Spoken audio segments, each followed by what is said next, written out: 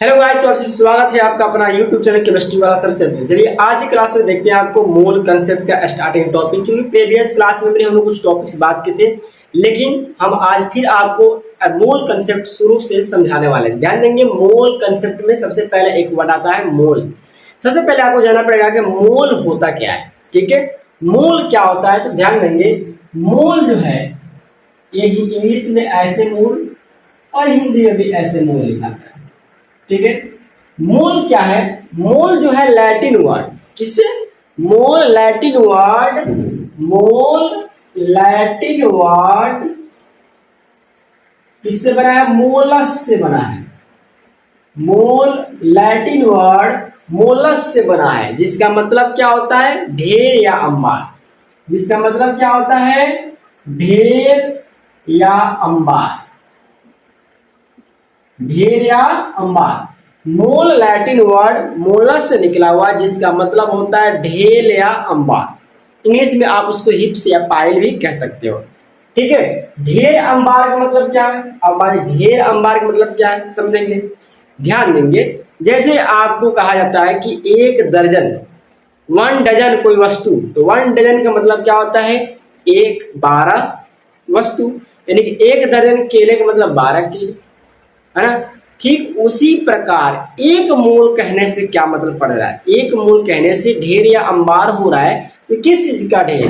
ढेर या अंबार को हम लोग यहाँ पर इंग्लिश में आप ही क्या पाइल्स करना करके ग्रुप्स ऑफ कह सकते हैं। ग्रुप्स ऑफ एटम्स, मोलिक्यूल्स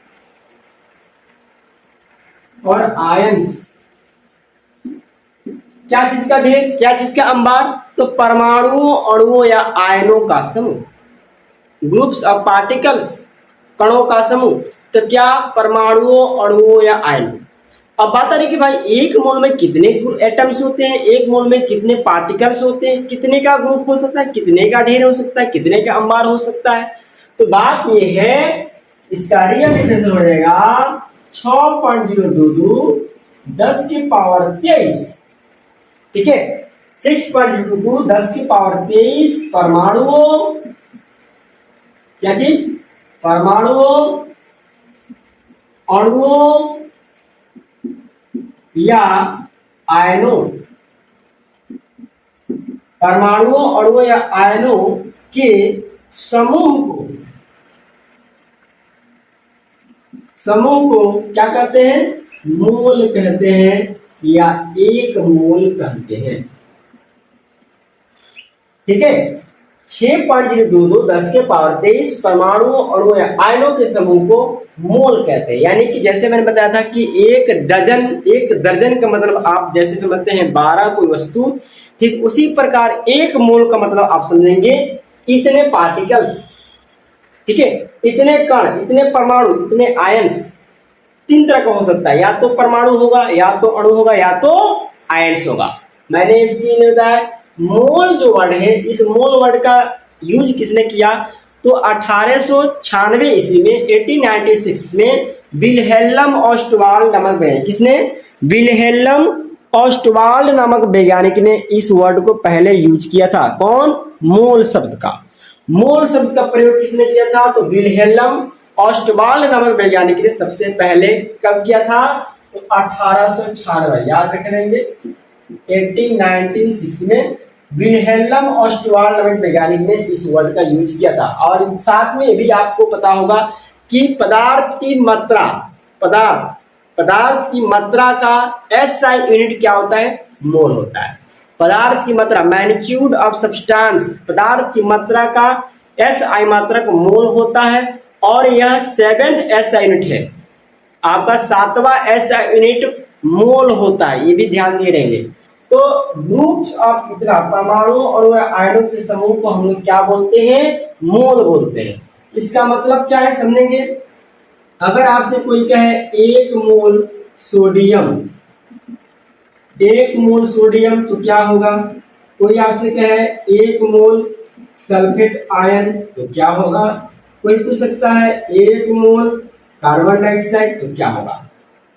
ठीक है, यानी मैंने बताया कि पार्टिकल्स 3 तरह का हो गया, परमाणु, अणु और आयन। एटम्स, मोलिक्यूल्स और आयंस। एटम, मोलिक्यूल्स और आयंस। तो सोडियम यहाँ पर देखिएगा, सोडियम तो परमाणु है, साथ में तत्व भी है। तो सोडियम जब परमाणु है तो एक मोल सोडियम हो या एक मोल कोई भी तत्व, सोडियम, पोटेशियम, लिथियम, हीलियम, कोई भी तत्व आप बोल दीजिए, तो उसमें कितने होंगे परमाणु, कितने कण होंगे? तो 6.022 10 के पावर 23 एटम्स, 10 के पावर 23 एटम्स। कितने परमाणु होंगे एक मोल सोडियम में? एक मोल SO4 2- सल्फेट आयन, SO4 मतलब सल्फेट ऊपर चार्ज है तो आयन, सल्फेट आयन, तो इतना ही होगा 6.022 10 के पावर 23 आयन्स। ठीक है, इतने आयन्स। एक मोल CO2, CO2 क्या है? अणु है। CO2 क्या है? अणु है। तो एक मोल कोई भी अणु हो, चाहे वो CO2 हो, चाहे H2O हो, चाहे CH4 हो, कुछ भी हो, एक मोल अणु होना चाहिए। तो अणु का मतलब होता है 6.022 10 के पावर 23 अणु। बात समझ में आए? यानी कि दुनिया का कोई पदार्थ एक मोल होता है और एक मोल में इतने कण होते हैं, चाहे वो परमाणु हो, चाहे वो अणु हो, चाहे वो आयन्स हो। एक मोल का मतलब आप समझ गए।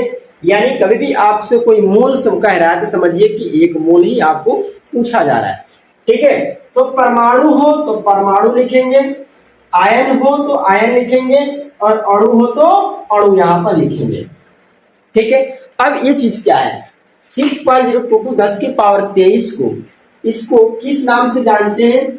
इस चीज को हम लोग एवोगाड्रो नंबर के नाम से भी जानते हैं, ध्यान देंगे, एवोगाड्रो नंबर। ठीक है, एवोगाड्रो नंबर या एवोगाड्रो, ठीक है, एवोगाड्रो नंबर या एवोगाड्रो कांस्टेंट, एवोगाड्रो नंबर या एवोगाड्रो कांस्टेंट, एवोगाड्रो संख्या या एवोगाड्रो नियतांक कहते हैं। इस चीज का खोज एवोगाड्रो नामक वैज्ञानिक ने किया था, इसलिए इसको एवोगाड्रो नंबर कहते हैं। एवोगाड्रो नंबर किसे कहते हैं? तो कोई पदार्थ का एक मोल, किसी सब्सटेंस के एक मोल में जितने पार्टिकल्स होते हैं, किसी पदार्थ के एक मोल में जितने कण होते हैं, जितने पार्टिकल्स होते हैं, उसको हम लोग क्या बोलते हैं? Avogadro number. तो किसी पदार्थ के एक मोल में कितने कण होते हैं? तो इतने होते हैं। वो कण कितने तरह के हो सकते हैं? 3 तरह के हो सकते हैं, परमाणु, अणु और आयन्स, एटम्स, मॉलिक्यूल्स और आयन्स। तो आपको एवोगाड्रो नंबर का भी डिफिनेशन पता होगा कि एवोगाड्रो नंबर, एवोगाड्रो संख्या किसे कहते हैं?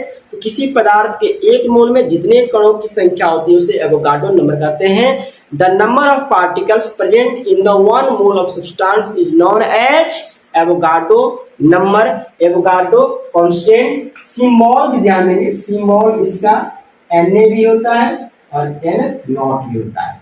एवोगाड्रो नंबर को Na या N0 से भी डिनोट करते हैं। ठीक है, ये हो गया ग्रुप ऑफ, है ना, ग्रुप्स ऑफ इतना एटम्स, मॉलिक्यूल्स और ions is known as mole. Group of 6.022 10 के पावर 23 एटम्स, मॉलिक्यूल्स और ions is known as mole. समझ आगे बात? तो मोल का समझना ऐसे है, और चूंकि मोल कैलकुलेट भी किया जाता है, मोल कैसे गणना किया जाता है, मोल कैसे कैलकुलेट होता है, लाइव सेशन में जाके आप वीडियो देख सकते हैं। ठीक है, चैनल के लाइव सेशन में वीडियो बहुत सारा पड़ा है मोल संबंधित, वहां से भी जाकर वीडियो देख सकते हैं। फिर मिलते हैं अगले क्लास में। चैनल पर नए, चैनल को सब्सक्राइब करें, बेल आइकन को प्रेस करें।